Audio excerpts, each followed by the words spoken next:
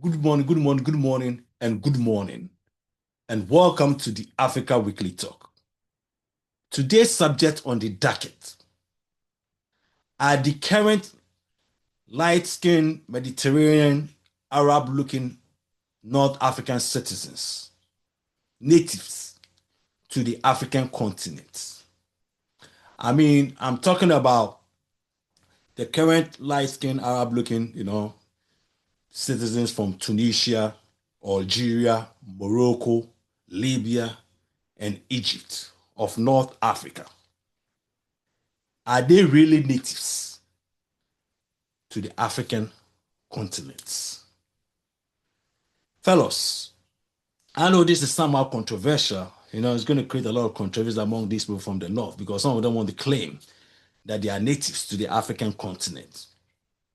But history tells us something totally different, that their ancestors came from the Levant, Greeks, Romans, Assyrians, and so on and so forth. And lastly, around 630 AD, from the Arabia, light-skinned Arabians who finally invaded Egypt and part of North Africa and settled there. It's now Arabized through Islam. But fellows, this subject is in light of last month's controversy that also arose during AFCON 2026 that was held in Morocco. That also exposed the divisions that exist between those from the north, these light-skinned, Mediterranean-looking Arab from the north, and those from the south, the so-called sub-Saharan Africans, which is very unfortunate. It's a very derogatory term. Anytime you consider some people sub, that is derogatory. I never hear people say that sub-Europe, because you look at Europe, Eastern Europe, it's not comparable in terms of development to that of Western Europe. But you don't hear them say sub-Europe. Same with Asia. You don't hear them say sub-Asia when you look at some developments in terms of the level of development within some part of Southeast Asia and Asia. But when it comes to Africa, because these people from the north tend to be lighter in complexion, closer to the European, somehow they have to distinguish themselves in a very derogatory, racist way by considering them to be North Africans and the rest of Africa as sub-Saharan Africa. And unfortunately, we Africans continue to feed into this nonsense. It's about time African journalists and African countries stop that nonsense and put an end to that crap. There shouldn't be anything sub about Africa. Africa should be Africa. But anyway, so this brings back to that question of if North Africans, the current North Africans, are natives to the African land. And now this also takes us back to our 12, 15 years old documentary that was made called Northeast Africa, The Hidden Truth, where this documentary shows how Northeast Africa, which back then, about 100, 150 years ago, showed Israel, part of Saudi Arabia, and some part of the what we call Middle East today, or to be called Northeastern Africa. But it changed in 1902 when an American captain, Alfred Mahan, describing the territory between the Mediterranean and the Indian Ocean as the Middle East, looking at the East, which happens to be Asia. So he coined the term the Middle East of Europe and Asia. And that became the term that British journalists and European journalists started using, and eventually it now became what we now know as the Middle East. But long before that, there was nothing called the Middle East. It was called Northeastern Africa. So fellows, Let's watch a clip of this document where these people talk about who inhabited those areas as we know back then and as we know today. And then I'll come back and dissect it and give you my opinion on how things have changed. And then we'll talk about that. So let's go ahead and watch this documentary real quick. A clip of it. There you go. Let's see what I got here. All right, let's see what we got here. All right.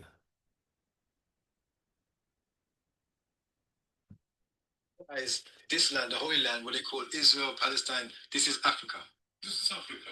Done a great job in being able to demonstrate that this is Northeast Africa. And once we begin to look at it as such, and we stop believing this idea of Israel being a part of the Middle East. Go over here, and I'm going to show you where Israel sits on the African tectonic plate, which means that Israel is Northeast Africa. What do you mean Middle East? Is there an Upper East or Lower East?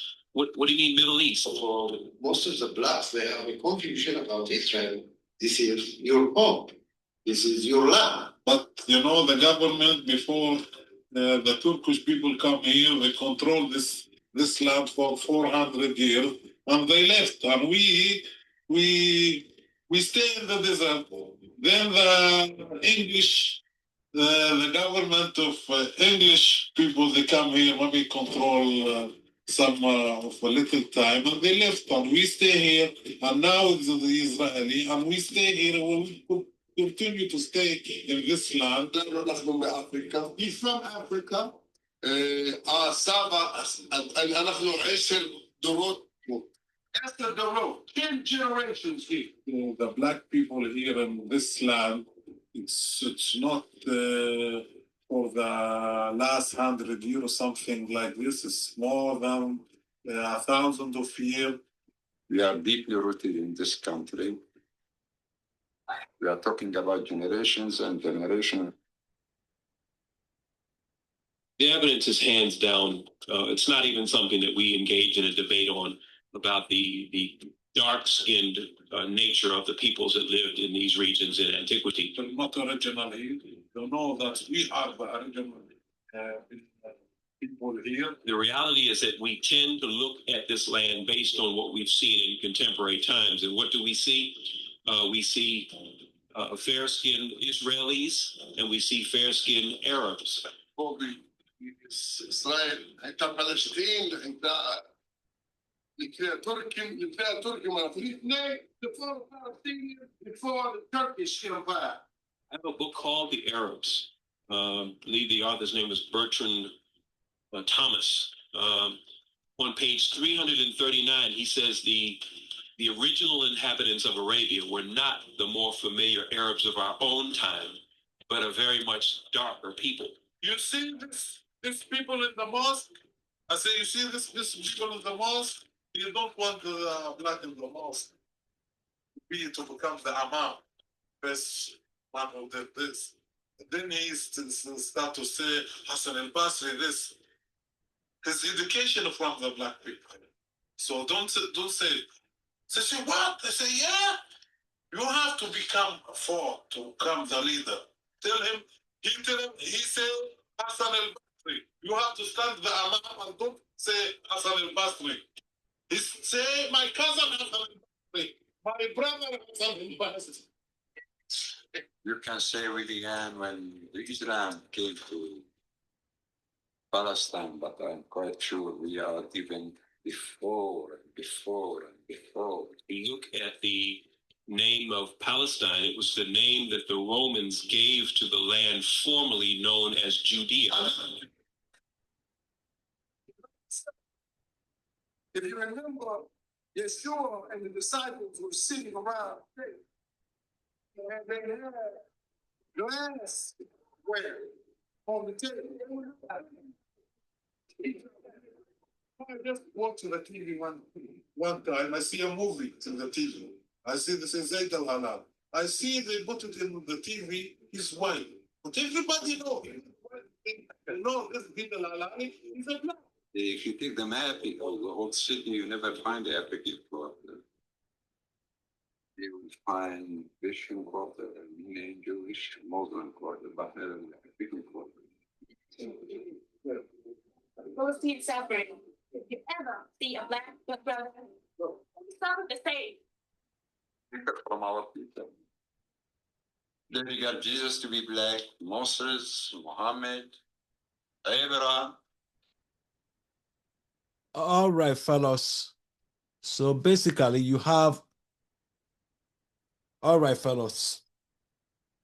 So basically, you heard from the people who live in Israel talking about how their ancestors were even there thousands of years, long before even the Palestinians and long before Islam came to that area, and how they changed the name from northeastern or part of Africa to what they now call the so-called Middle East. So you just saw a video of these people in their own words talking about how their ancestors have been in these places for thousands and thousands and thousands of years.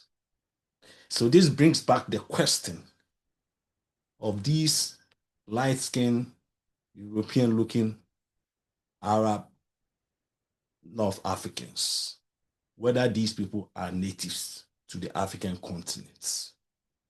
And if you've seen what these people just said, talk about their ancestors going back even before Islam, that tells you that most of these light-skinned Arabs in North Africa are not natives on the African continent. When the Phoenicians first invaded Tunisia, what we call Tunisia today, and established the colony of Carthage, there were Africans, black African natives living there. Eventually, you had the Romans, the Greeks, Assyrians, all also coming into Carthage. And as these people spread across some part of these North African countries, they also mixed with the native black Africans, which eventually some people call the Berbers. And now when you talk about the Berbers, most of these people from these North African countries say, oh, these light skins are originally Berbers, that's who they are, and that's where they are from. I'm sorry. Or some of them call them Amazigh people. I'm sorry. The true history of these places are black, dark-skinned Africans that were originally natives, that are originally natives. And some of these natives are still there. You go to Morocco, Algeria, Tunisia, Libya, Egypt. I mean, Egypt we know a lot because of the Nubians. The Nubians haven't gone anywhere. They've been there and they are still, even though they are a minority, but they tend to be the louder voices in the north that are known because of the history of Egypt. I mean, Kemet. So there was nothing different from the way Kemet, ancient Kemet, which is now Egypt, how it was invaded by the Greeks, by the Romans, by the Assyrians, by the Turks, and all these people that crossed the Mediterranean and settled in Egypt and eventually mixing with the natives, the Africans.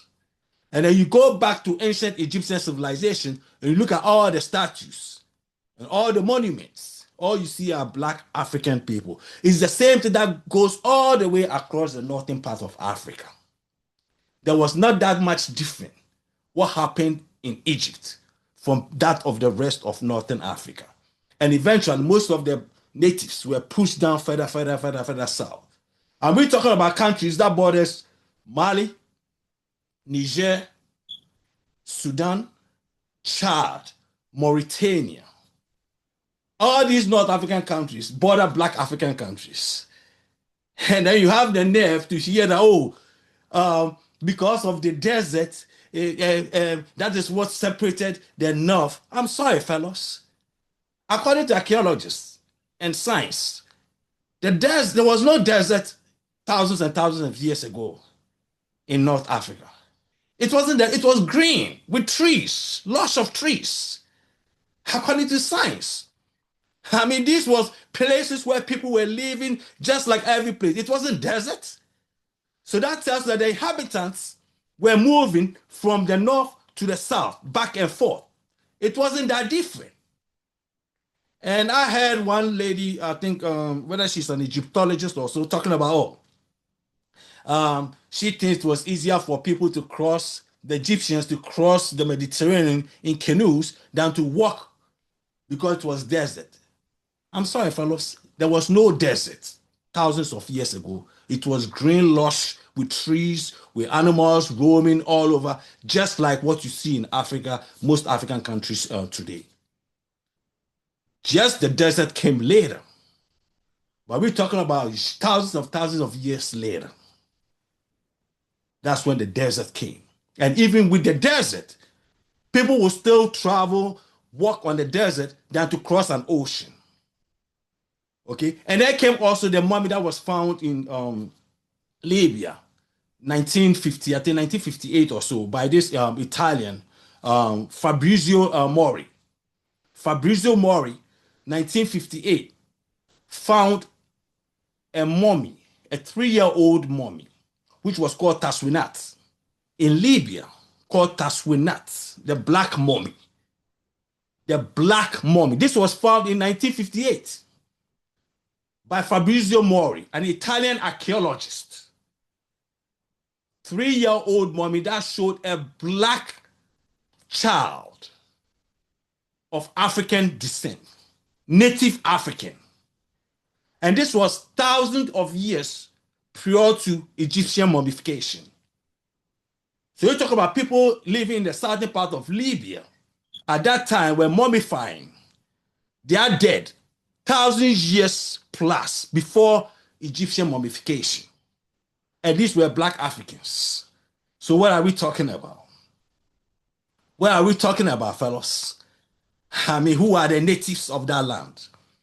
The natives of North Africa are black Africans. Yes, today they are minority. They are very minority. Just like you go to Egypt, you go to Nubia, you see them, they are very minority. They don't play very significant roles in the countries that they reside in right now because of racism and and all that stuff. But nobody should be surprised with that. What do you see when you go to Australia today? Where are the Aborigines?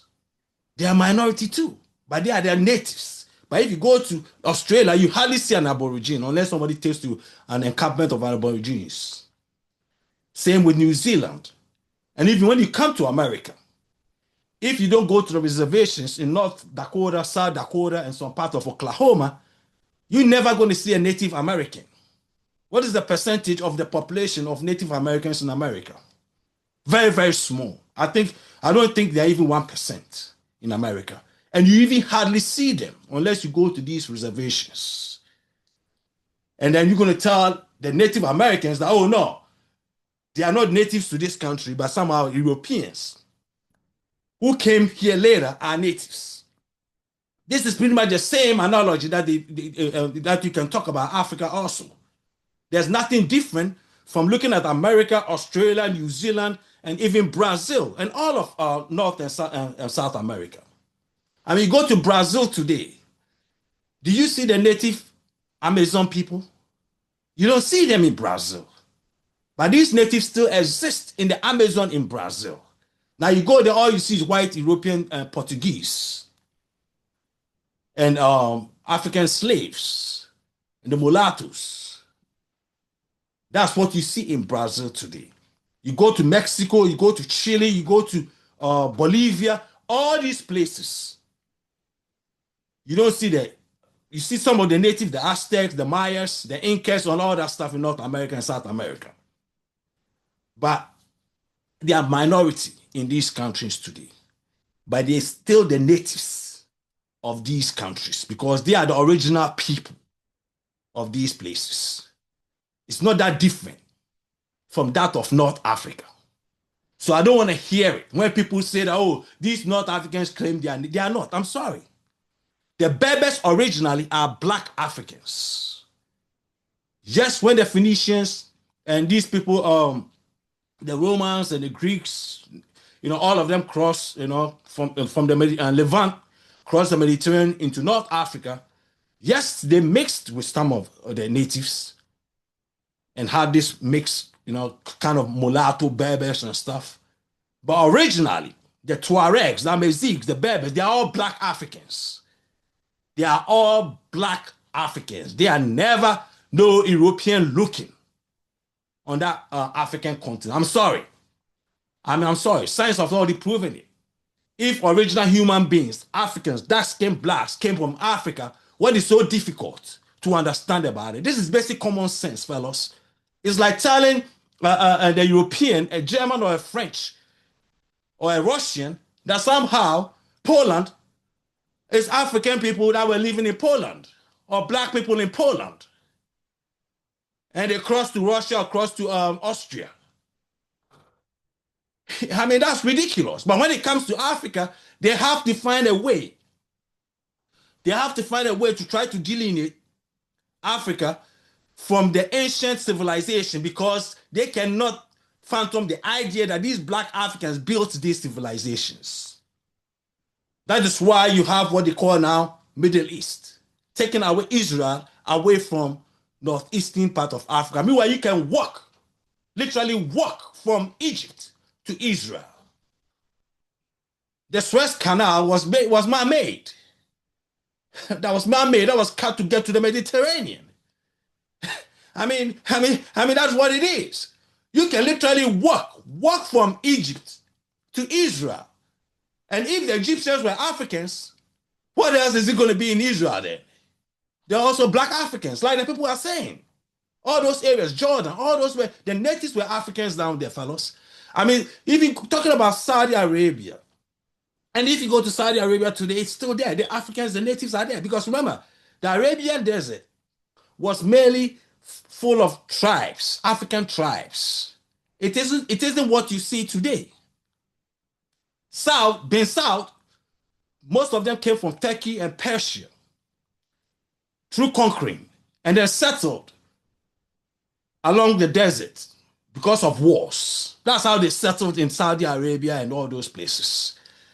But before they came, there were the black African natives, the original Arabs who were living there in tribes. They were tribal people that were living different tribes.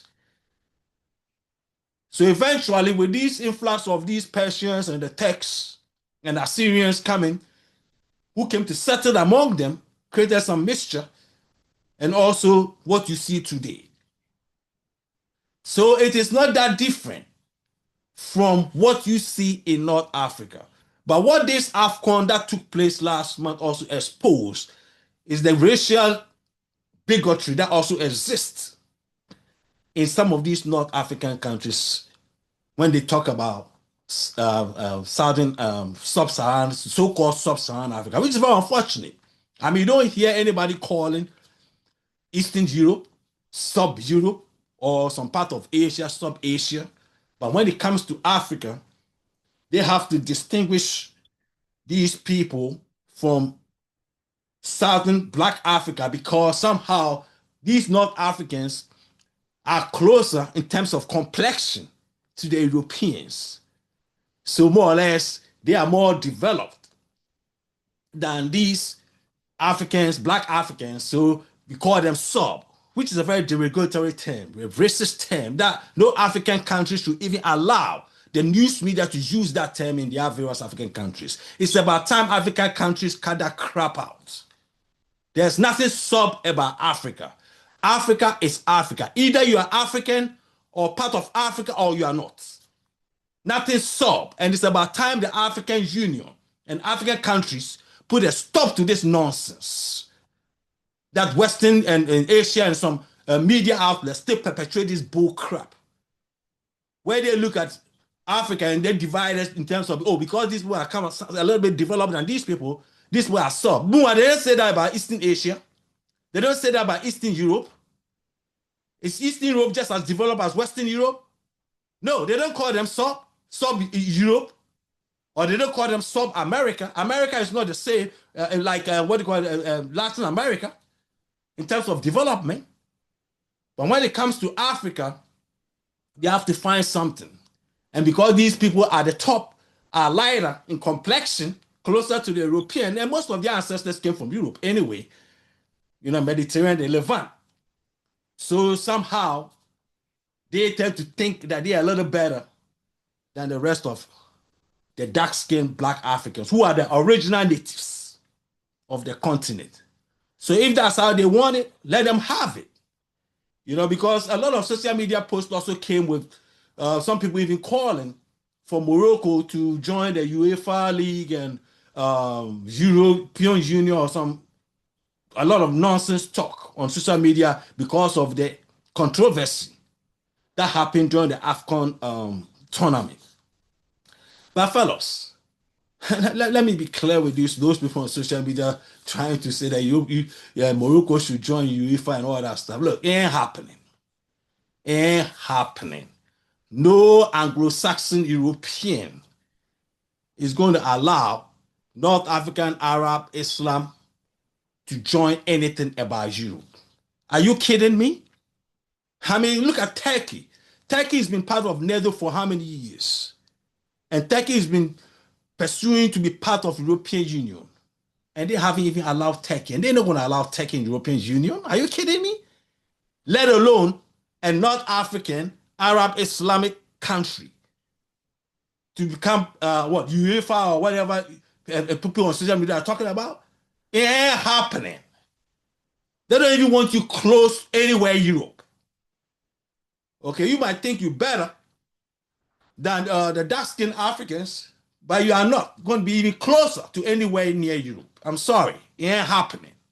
So forget about that, But anyway, so fellas, this is the unfortunate truth. You just saw the clip about how Northeastern Africa was separated, and now they call it so-called Middle East, just to make Africa what it is, But if it's Sunday, it's the Africa Weekly Talk. God bless you guys and have a great week. Thank you guys and peace and love.